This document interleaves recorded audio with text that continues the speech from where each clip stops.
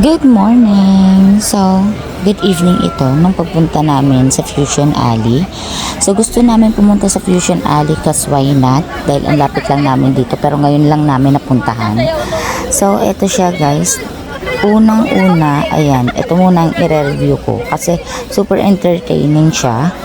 Actually, yung isang orders is 100 to 120, ganyan-ganyan yung ano niya, si Tornado Thai Slushy. But, alam nyo, ang binabayaran dito is yung ano niya, pagiging entertaining niya. Grabe talaga, sobrang saya niyang panoorin. So, nakakatuwa na maging masaya dito sa mundong ibabaw. Sa sobrang daming stress na pinagdadaanan natin, ayan, minsan lang maging malakhak, tumawa. So, nakakatuwa siyang panoorin. So, ayan, binili ko siya. And then, ayan, ang daming nanonood sa kanya. At aliw na aliw din naman si Gab. Kaya lang si Gab nahiya sa mga pinagagawa niya. Batang-bata pa talaga si Gab. So, ayan o. Sobrang, parang nanonood guys ng ano. Alam niyo yung mga, stand-up comedian. Ganon. Para ka nanonood ng live stand-up comedian. So, ayan, nakakaaliw siya. Tuwang-tuwa ako, aliw na aliw ako. At madami sa kanyang naaaliw. Ayan, tingnan nyo naman ang pinagagawa niya. Pero nakakatuwa siya guys. Promise, pag napuntahan niyo siya, nakakatuwa siya. Yun yung binabayaran sa kanya. Yung entertainment na binibigay niya. So, ang masasabi ko dito sa inumin niya, lasang soft drinks. Yun lang naman. Yun lang, lasang soft drinks, tsaka nakakaaliw. Yun lang yung nakakatawa sa kanya. Ayan, diba? But, may performance level siya. Tinanong ko nga kung iniinom ba talaga itong ginagawa niya kasi parang may detergent. Diba? Sabi ko, inaano ba talaga ito? Iniinom? Ayan. Napasayaw tuloy ang lolo mo. So, next natin guys is itong panipuri. Panipuri is actually hindi ko siya alam paano kainin. Binili ko ng sister-in-law ko. So sabi nila isang subo. Syempre masunuring vlogger ako. Sinubo ko ng bongga. Pakinggan nyo yung halakhak ng aking sister-in-law dyan. Kasi hindi ko aalisin yung natural na ano niya, voice para marinig nyo kung ano ba yung pinag-uusapan namin, kung masarap ba, nasarapan ba kami, kung ano bang lasa, matabang ba. So next natin tong scallops. Binili din to ng aking sister-in-law. So ayan siya, ganyan lang naman, lalagyan mo yung scallops ng cheese, pero padagdagan nyo ng cheese kasi nakulangan ako sa alat dito.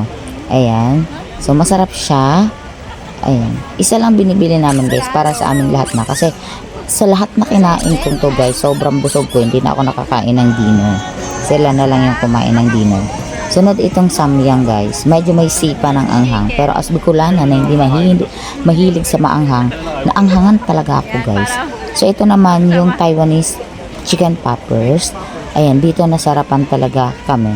So must try ito, pati yung samyang must try din guys. Ayan, yan yung masasarap dito sa Fusion Alley. Puntahan nyo. Ito naman guys, ayan, kung may chocolate pistachio, merong strawberry pistachio with kataypi.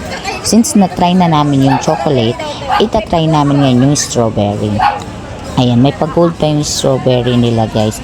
Mura dito guys, 120, 125 meron pa ng isa. Sa online kasi nabili ko yung sa akin, 185 isa. Ganun, ayan siya. Diba? Pak na pak. Legit din naman talagang masarap. So, after I bite, pinapatry ko din naman sa iba guys. So, eto na siya guys. Oh, pak. Baga. Favorite namin tong mag-asawa. So, tinry din namin. Kakaiba yung baga dito guys. Matagal na ako kumakain ng baga. Pero yung baga dito is parang masarap yung loob niya. Masarap yung laman niya. Tapos, napangiwi talaga ako guys. Pero, alam niyo yung reaction na ngingiwi ka muna bago ka masasarapan. Ayan. Ang mga ano nila dito guys, ang mga suka nila, hindi ganon kaalat. Patamis siya eh. Hinahanap ko yung maalat na version ng ng suka. O diba, ngiwi-ngiwi si ate mo. Pero after mangiwi, masarap pala siya. O diba? Hindi yan OA reaction guys. Talagang napangiwi talaga ako kasi iba yung ano nila dito, yung lasa ng baga. So next is ito namang dragon fruit. Must try ito guys. Grabe. Masarap talaga ito guys. Yung dragon fruit na ito. Must try. Oh, nakita nyo yan. Sobrang daming tao sa Fusion Alley. Magsuot kayo ng comfortable. Kasi lakaran talaga ito at mainit. Ayan yung Samyang. Bakit naulit si Samyang? So si Samyang talaga guys may anghang. May sipa ng anghang. Gumuguhit talaga sa leeg. Lalo na kung hindi kayo mahilig sa maanghang. So ako na hindi mahilig sa maanghang, yes, gumuguhit siya sa leeg ko pero masarap siya. Isa to sa must try namin. Next is the enoki. Ano to guys? Yung mushroom na maliliit.